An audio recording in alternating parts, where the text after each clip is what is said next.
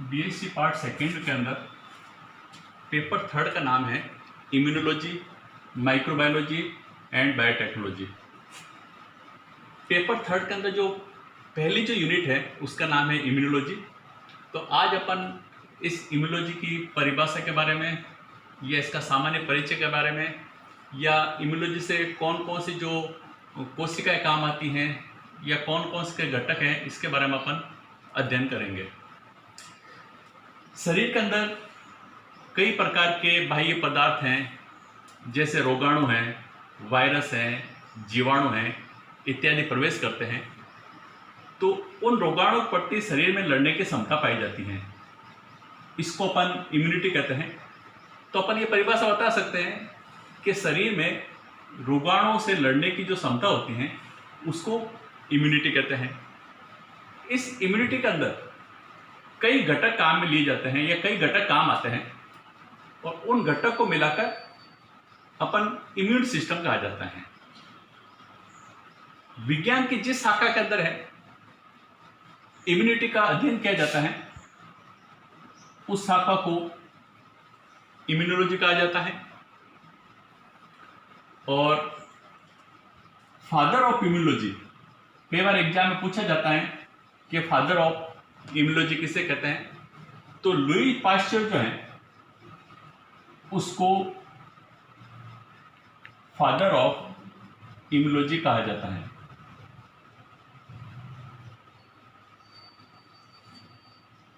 अब अपन देखेंगे कि इम्यून सिस्टम के कौन कौन से घटक हैं या इम्यूनोलॉजी में कौन कौन सी कोशिकाएं काम आती हैं। तो इसके अंदर जो मुख्य जो कोशिका है वो होती है, इसके अंदर लिम्फोसाइट होते हैं।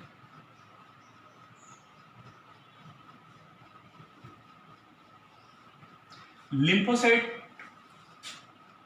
ये विशेष प्रकार की रुधिर कणिकाएं होती हैं जो रुधिर के अंदर पाई जाती हैं और इम्यून सिस्टम के अंदर या इम्यूनोलॉजी के अंदर मुख्य भूमिका निभाती हैं।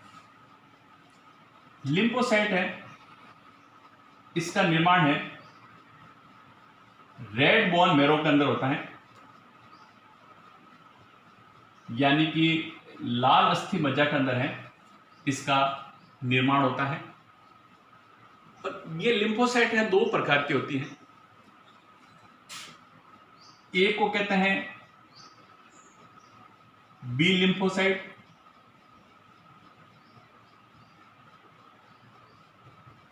और दूसरी को कहते हैं अपन टी लिम्फोसाइट।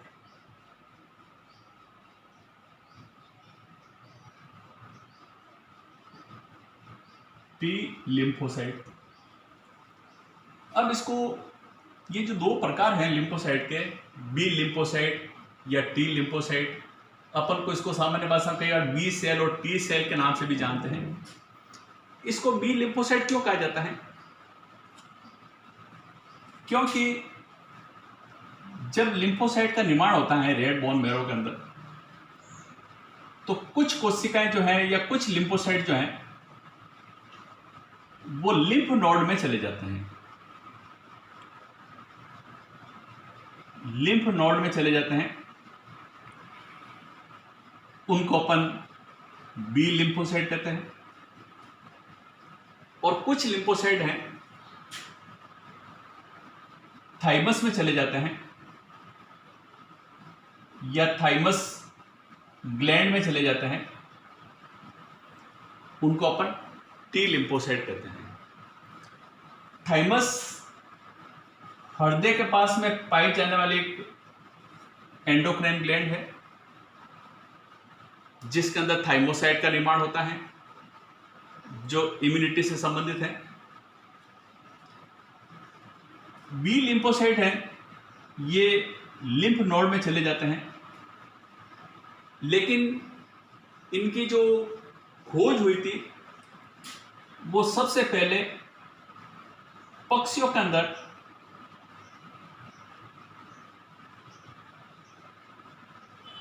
एक रचना पाई जाती है जिसे वर्सा ऑफ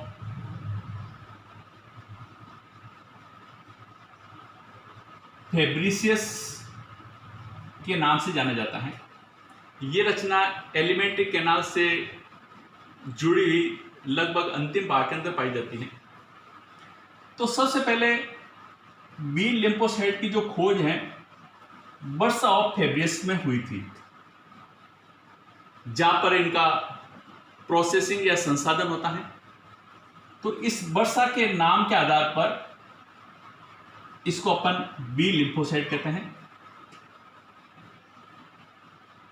और जो लिम्फ नोड के अंदर चली जाती हैं।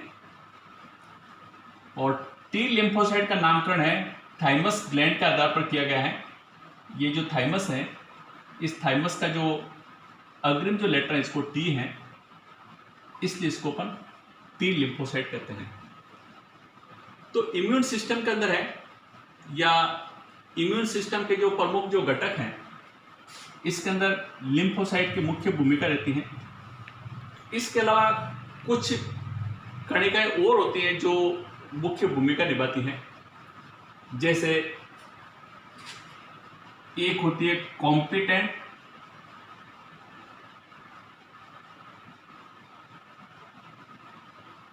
बी लिम्फोसाइट,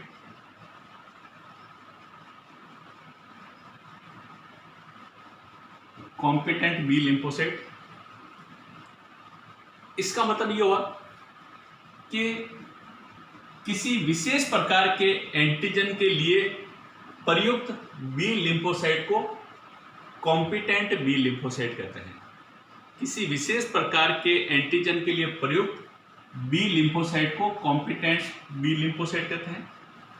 इसी प्रकार जो दूसरी कणिका है उसको अपन कहते हैं कॉम्पिटेंट टी लिम्फोसाइट।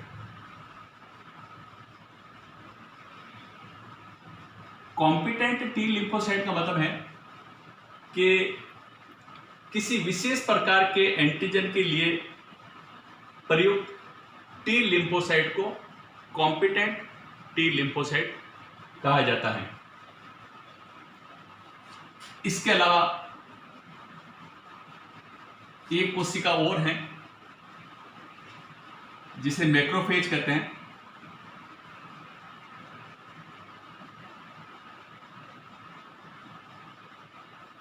ये मैक्रोफेज सामान्यतया मोनोसाइट्स, न्यूट्रोफिल, बेसोफिल हो सकते हैं।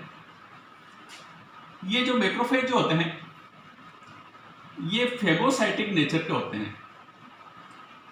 फेगोसाइटिक नेचर का मतलब ये हुआ कि यदि अपने शरीर के अंदर है कोई रोगाणु है या वायरस है या अन्य कोई विदेशी पदार्थ है या एंटीजन है प्रवेश करता है, तो ये जो मैक्रोफेज है फेगोसाइटिक नेचर के द्वारा ये उसे निगल कर उसको नष्ट कर सकते हैं। दूसरा कार्य इसका ये है मैक्रोफेज का कि मैक्रोफेज जो है एक प्रोटीन का सिक्रीशन करते हैं जिसे इंटरल्यूकिन कहते हैं। इंटरल्यूकिन मैक्रोफेज के द्वारा स्रावित एक विशेष प्रकार का प्रोटीन है जो बी और टी लिम्फोसाइट को सक्रिय बनाने का भी कार्य करता है। एक कोशिका और है जो इम्यूनिटी से संबंधित है जिसका नाम है helper T cell. Helper T cell. Helper T cell क्या करती हैं? ये भी एक विशेष प्रकार के प्रोटीन का सिक्रीशन करती हैं जिसे लिम्फोकाइन कहते हैं। हेल्पर टी सेल है एक विशेष प्रकार के प्रोटीन का सिक्रीशन करती हैं जिसे लिम्फोकाइन कहते हैं। और ये जो लिम्फोकाइन है ये भी बी और टी लिम्फोसाइट को सक्रिय बनाने का कार्य करती हैं। इसके अलावा अन्य जो कोशिका हैं जो इम्यूनिटी में भाग लेती हैं उसका नाम है साइटोटॉक्सिक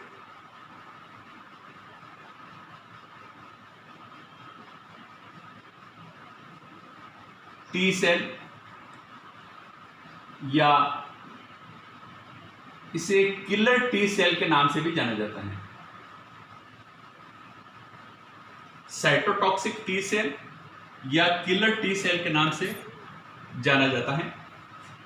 ये जो साइटोटॉक्सिक टी सेल है वो सेल मीडिएटेड इम्यूनिटी के दौरान बनती है, और सेल मीडिएटेड इम्यूनिटी के दौरान ये जो साइटोटॉक्सिक टी सेल जो है ये टी लिम्फोसाइट के विभाजन और विभेदन के फलस्वरूप बनती है और एक विशेष प्रकार के केमिकल का सिक्रेशन करती हैं जिसे लिम्फोटॉक्सिन कहते हैं, और उस लिम्फोटॉक्सिन का सिक्रेशन करके ये उस एंटीजन को या उस रोगाणु को नष्ट करती हैं। इसका दूसरा नाम है किलर टी सेल, इसलिए कहते हैं।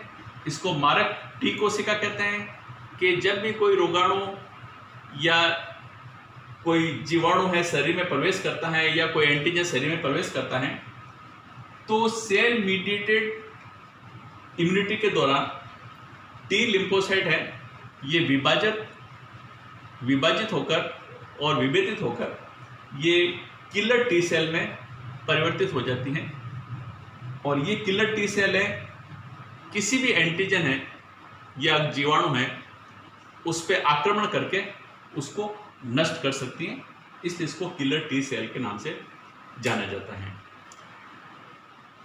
ये तो आपके इम्यूनिटी की परिभाषा और इसमें जो मुख्य कोशिकाएं जो काम आने वाली हैं इसके बारे में आपने स्टडी की अभी। अब एक इसका छोटा सा पार्ट और है कि इसका असाइनमेंट आपको तैयार करना है।